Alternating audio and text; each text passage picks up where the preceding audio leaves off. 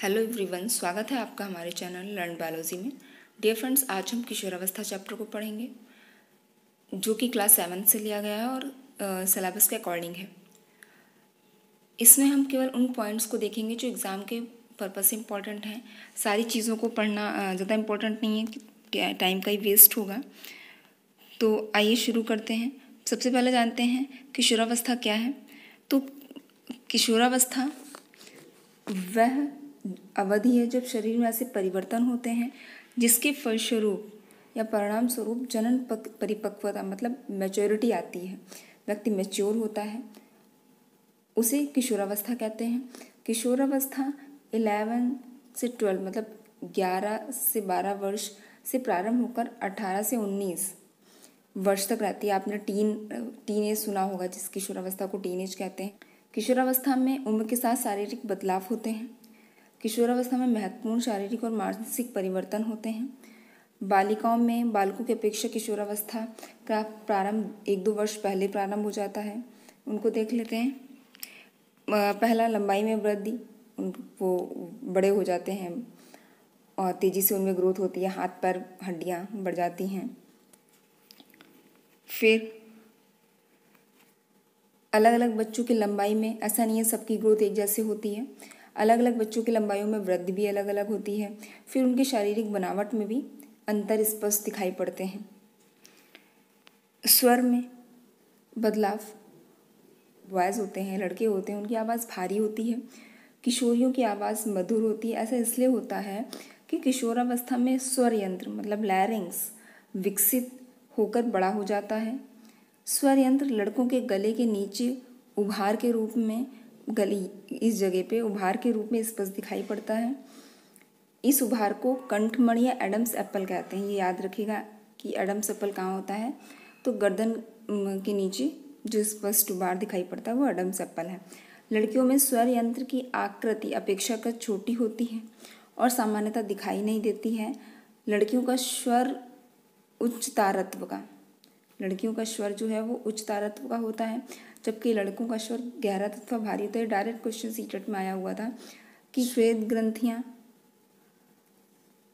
एवं तैल ग्रंथियाँ, इनकी सक्रियता बढ़ जाती है, इनकी एक्टिविटी बढ़ जाती है।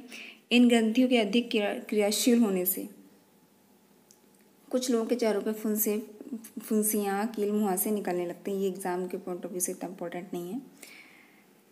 आगे देखते हैं श्वेत ग्रंथि, तैल ग्रंथि और लार ग्रंथियाँ। जैसी कुछ ग्रंथियाँ अपना स्राव वाहिनियों द्वारा स्रावित करती हैं। अंतःस्रावी ग्रंथियाँ हार्मोन को सीधे रुधिर प्रवाह में निर्मोचित करती है। मतलब जितनी भी एंडोक्राइन ग्लैंड्स हैं, अंतःस्रावी ग्रंथियाँ हैं, वो अपने हार्मोन को डायरेक्टली पोर करती हैं ब्लड में, इसलिए इन्हें नलिका विहीन ग्रंथियाँ कहते हैं, क्योंकि इनको ब्लड तक पहुँचने के लिए किसी नली की ज़रूरत नहीं होती है। ये डायरेक्टली हार्मोन्स को नली मतलब ब्लड में पोर करती हैं। आगे देखते हैं किशोरावस्था में वृषण द्वारा हार्मोन, पुरुष हार्मोन टेस्टोस्टेरोन का स्राव प्रारंभ होता है, जिसके फलस्वरूप लड़कों में दाढ़ी मूंछ निकलने लगती है।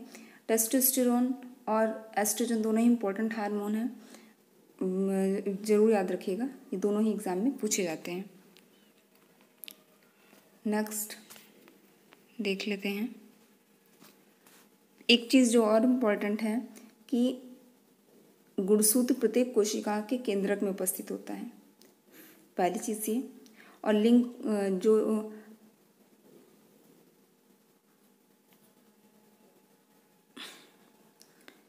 और मनुष्य की प्रत्येक कोशिका के केंद्रक में 23 जोड़े गुणसूत्र होते हैं। 23 जोड़े का मतलब ये है आपके 23 जोड़े होंगे, लेकिन पेयर में होंगे, 23 पेयर होंगे। लेकिन अगर सिर्फ क्रोमोसोम्स की बात की जाए तो 46 क्रोमोसोम 46 गुणसूत्र होते हैं, लेकिन अगर जोड़ों में बात की जाए तो 23 जोड़े गुणसूत्र होते हैं, जिसमें 22 जोड़े गुणसूत्र पुरुष तथा स्त्रियों में समान प्रकृति के होते हैं, और जो संतति में रंग, लंबाई और शारीरिक बनावट के लिए उत्तरदायी होते हैं। और जो 23वां जोड़ा होता है दो गुणसूत्र इसमें भिन्न भिन्न प्रकृति के होते हैं। ये लिंग गुणसूत्र होते हैं जिन्हें एक्स वाई के रूप में पहचाना जाता है। मतलब लिंग गुणसूत्र का जो निर्धारण करते हैं वो 23वां जोड़ा गुणसूत्र का निर्धारित करता है।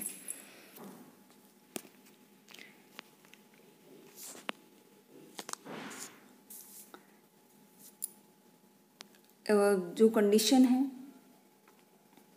कि पुरुष में एक एक्स और एक वाई गुणसूत्र होता है, मेल में एक्स, मैं फिर से लिखती हूँ, मेल में एक्स और वाई क्रोमोसोम्स होते हैं, फीमेल में एक्स और एक्स क्रोमोसोम होते हैं। इसीलिए मेल के वाई क्रोमोसोम्स को सेक्स डिटरमाइनिंग क्रोमोसोम कहते हैं।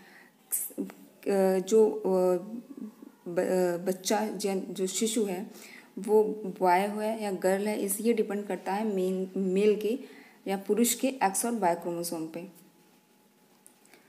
तो यदि एक्स गुणसूत्र वाला शुक्राणु या स्पर्म अंडाणु के साथ निषेचित होता है तो युग्मनज एक्स वाई प्रकृति का होता है और जिससे जो नवजात शिशु होगा वो लड़का होगा।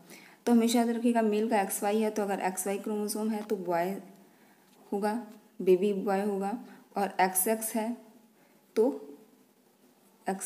तो गर्ल।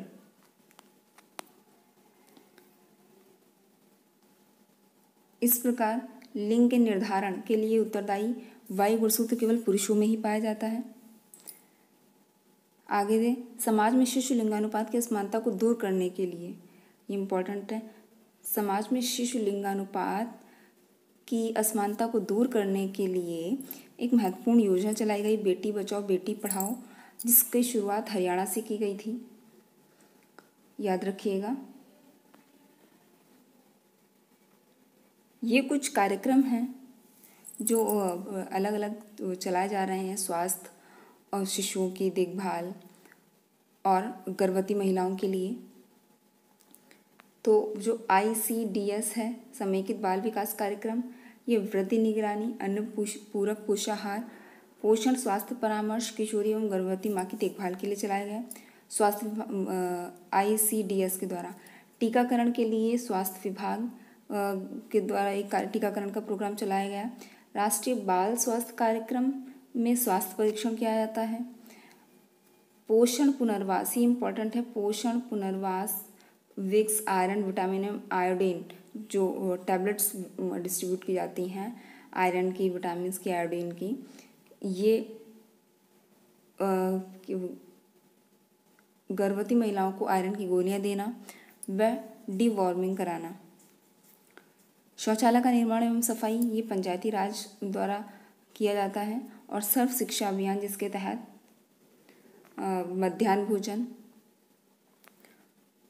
पाठ्यक्रम में पोषण एवं स्वास्थ्य की विषय वस्तु को समायोजित करके जन जागरूकता फैलाना। ये दोनों ही कार्यक्रम किसके हैं? सर्व शिक्षा अभियान के। शौचालय का निर्माण एवं साफ सफाई, ये याद रखिएगा, पंचायती राज का है। और गर्भवती महिलाओं को आयरन की गोलियां देना व डिवॉर्मिंग कराना, ये पोषण पुनर्वास केंद्र का काम है।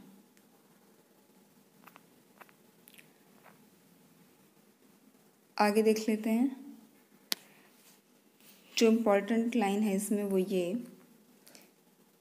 यदि कोई व्यक्ति आप मादक पदार्थ के, वैसे तो आप जानते ही हैं जितने भी मादक पदार्थ हैं, ड्रिंक्स वगैरह हैं, ये हमारे हेल्थ के लिए बहुत हार्मफुल होते हैं, सो कभी इन चीज़ों को नहीं करना चाहिए। और जो इम्पोर्टेंट है वो विश्व तंबाकू निषेध दिवस कब मनाया जाता है? 31 मई को। तो टोबैको, एंटी टोबैको डे जो सेलिब्रेट किया जाता है वो 31 मई को किया जाता है, ये याद रखिएगा।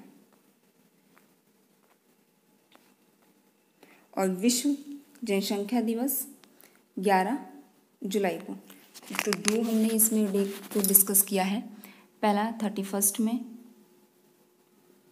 जिसमें हम विश्व तंबाकू निषेध दिवस या एंटी टोबैको डे बनाते हैं, और दूसरा है 11 जुलाई जो विश्व जनसंख्या दिवस।